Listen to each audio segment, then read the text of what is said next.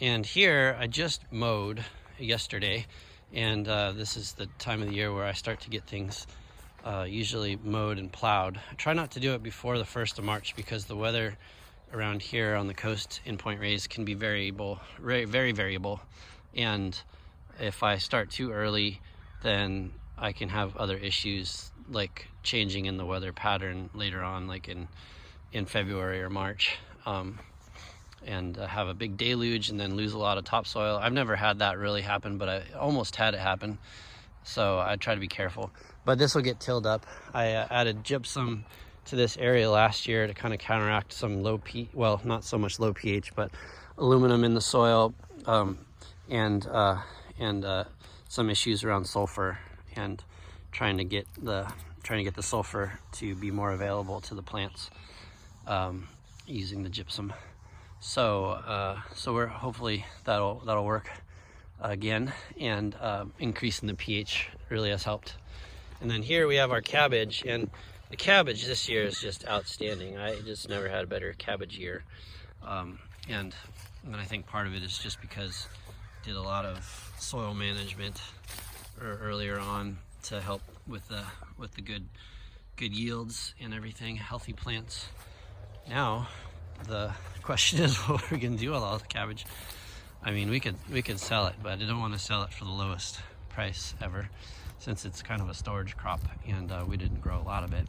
Cabbage is interesting because it's kind of like kale, for example. You can harvest the kale 20 times or 30 times or 50 times throughout the entire season, and then maybe that all amounts to about 20 pounds per plant, or who knows, like if that much. And cabbage just all kind of, you harvest it all at once, and so it's something to think about. You can see that in here it's just all the weeds really grew here, and partly because this soil is really well amended, and then we had the rain and everything. I tend to, if it gets too wet, to not do a lot of weeding over the winter, and that's just because it's difficult to weed in the saturated soil. But I still have a lot of crops that try to grow over the winter, even though it looks a lot messier. There's still a lot in here actually, and we've been harvesting all this kale. This is one called White Russian, and then this is one called Blue Scotch, curly blue Scotch, and then there's others. There's a Red Russian, but on first look, it just looks like a big grassy patch. And you got some borage and some wild oats, fava beans coming in from last year's cover crop. So you can see how things are kind of changing around here. Over here, I'll just walk over here to the spinach with you. I got a good little seeding in December. No, it's January. We had some little spell of dryness, and we've been working on weeding this. So we had some okay germination in January, and things are looking pretty good. All this is spinach, and just gotta keep on the weeds this time of year. Pretty soon, in about, well, a day, probably, it's gonna rain, hopefully, keep my fingers crossed, and then that'll help a little bit. But you can see where we're preferentially weeding where we had better germination, and not weeding as much where we had poorer germination. But over here we had pretty good germination, and things are growing really well. And I'm scratched down a little bit, and you can see there's moisture in the soil. That's just what you do. Look down there and check the moisture, and it's fine. The roots get down below that zone, so you don't gotta worry, especially if the air temperature isn't too hot to increase the evapotranspiration.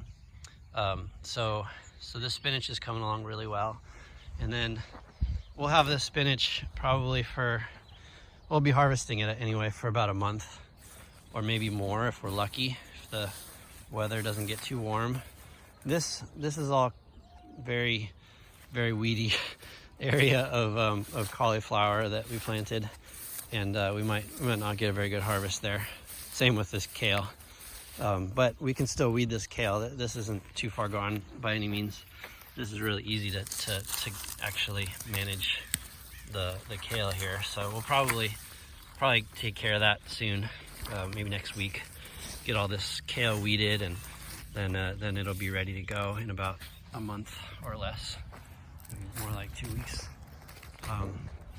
And then we got collard greens over there, and a smattering of purple cabbage, although the gophers really did a number on this whole area over here.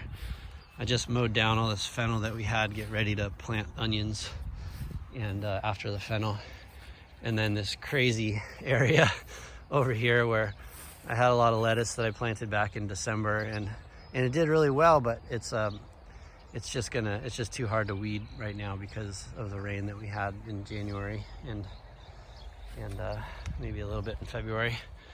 But then we have all this lettuce that I seeded in January, and it's doing much better. We've been able to cultivate, and same thing with the arugula. Arugula's looking pretty good, staying on top of that. And then the radishes, this is about harvest time for the radishes. You can see, I'll pull one up for you, and you can see, so with radishes, sorry about this, with radishes, let's see if I can get a zoom on that. You can see that this one it's got this big crack in it, and that's no good. Can't really sell one like that. This one, on the other hand, is just about perfect. With radishes and turnips, they need even water, and they don't want to work too hard. You can see they don't have very much in the way of roots. They don't want to work too hard for their moisture, so you have to feed them the moisture really a lot. And because wintertime, I don't do a lot of overhead irrigating or irrigating at all. That's kind of an issue. Gotta get on the irrigation. Usually it's not an issue this time of year. And then this is all, if you can believe it or not, spring garlic. and we can maybe pull one of these up, although it's pretty rooted in. But I like to harvest the garlic young, before it actually bulbs up. It's a little bit better use of time, in my opinion. And the green garlic is amazing. It's such a wonderful spring delicacy. So we'll see about this, but most likely we'll go to restaurant deliveries this year, and also in the farm stands in the CSA. And we'll be harvesting this through May, believe it or not. And once it gets into May, then it starts to bulb up a little bit, but it takes another month or two to finish it off from there. So it's a lot of time and energy investment for bulbing garlic. And that's it for today. See you in class.